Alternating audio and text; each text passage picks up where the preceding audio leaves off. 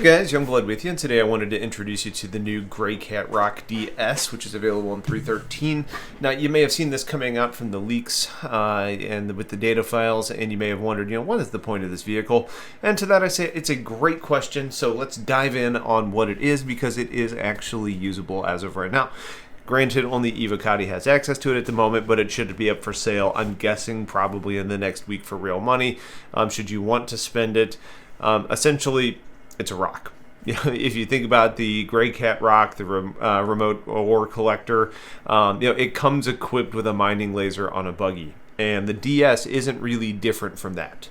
Now, it's a little short-sighted, but there are differences, but they are minor. The DS comes with 6 wheels on 3 axes compared to 2 axis and 4 wheels on the standard rock. That means that the DS should be more stable and more controllable.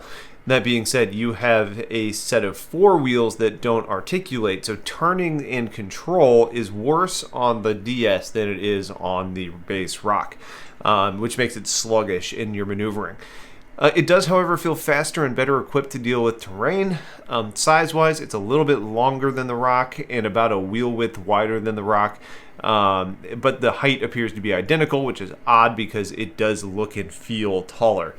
The DS has meatier and wider wheels, which helps with traction and control, but that also means that it won't fit on Freelancers aside from the Max, and I doubt that it's going to fit in a Cutlass either, though I haven't tested it in that ship yet. Now, how else it changes is that it has greater storage. You now have 2 SCU of cargo versus 0.8 in the Rock, which is nice, but there's questionable benefits and limitations there. First off, the Rock, you can eject the cargo and you can turn it into a cargo box and you can place it on the cargo grid of your ship and haul it around.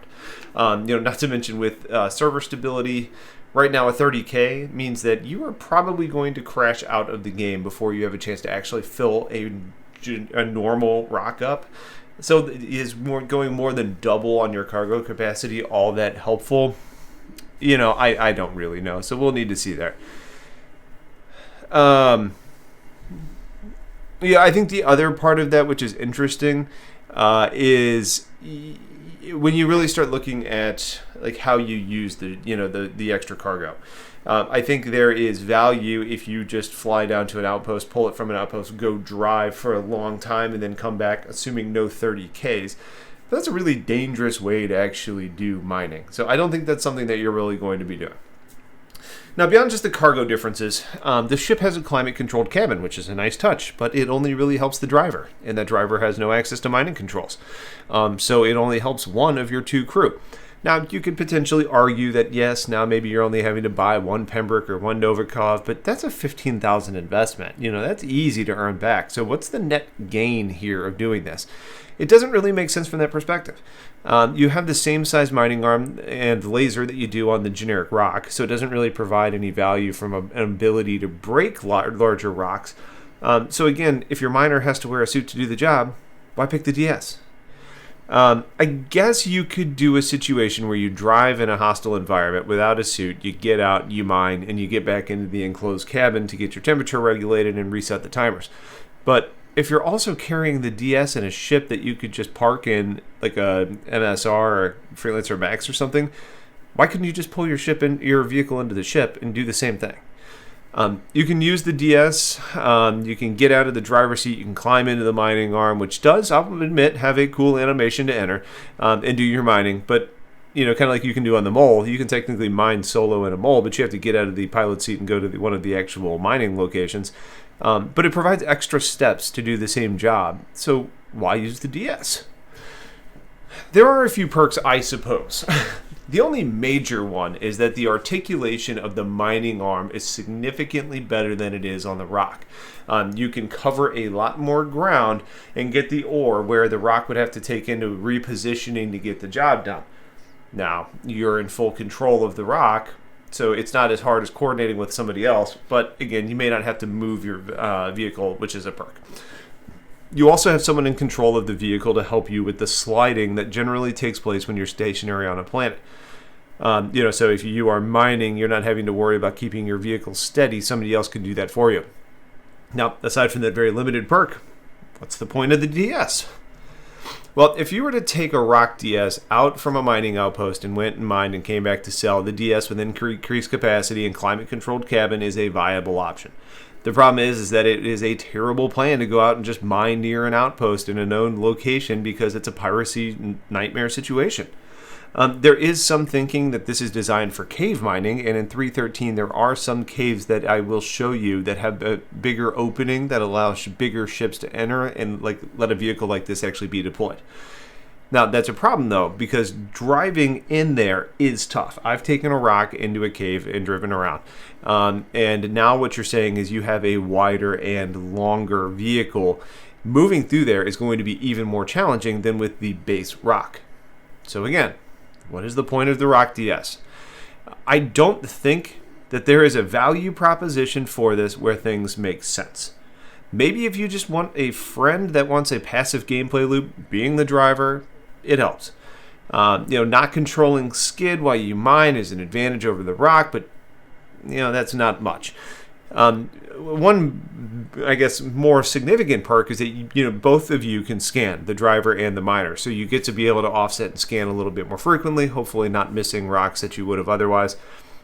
That's more of an attention thing, I think, but it should help you find locations better. There's the cool factor of being in the seat, which enters and exits in an interesting manner, but that's all soft value at best. While the vehicle hasn't hit the real-world sale yet, my preemptive should you buy note would be a hard no. First off, never buy a ground vehicle and expect an ROI compared to real-world money value. It just doesn't happen. Additionally, it doesn't really earn you more in any real capacity, than a rock. And if you're being a good crewmate, you would share what you earn, which cuts things in half. Are you earning twice as much in this as you would in a rock? No. So you're making less money by using this option and having two people. So that being said, I think the ROC-DS could have done a few things differently, to make it more meaningful or more viable. First off, I think it could have had 2 seats in the cab and 2 mining lasers. You could have drastically increased the price on it compared to the rock. And with Hadanite and even Dolivine, generally the worthwhile deposits have multiple rocks to break, meaning that you increase your efficiency, meaning you have 2 laboring control operators of mining lasers that are making you money faster, making the credits per minute calculation make sense. If you have a mining laser on the left and right and both are climate controlled, the suits being worn aren't a factor, and you double up on income and both players are making that time invested worthwhile, it makes sense. The other option that would have been helpful here would have been to make this the mining truck we expected it to be, and to give it a prospector-sized one laser, versus the vehicle-sized one that the rock has. Now, that would allow you to mine the bigger rocks and provide a differentiator that matters, and especially with caves coming in, that's the type of thing that you probably need because it might be hard to get a prospector down some of these holes. I think where it stands today, I see very little value add on this vehicle over the base rock. It's bigger, it's harder to fit in areas, it's harder to use solo, and it doesn't net you anything different. It's cool and nice to have different options. It looks neat, but at best, it lets a buddy come along for fun. So I hope this is a step towards a more advanced mining vehicle. But where it stands today, the value added is basically null, meaning the vehicle is a revenue source for CIG without adding much to the game. So again, I think we just have to see what comes next. But basically, when this goes for sale, don't spend your money on it unless you really want to, but don't expect the value, as I already mentioned.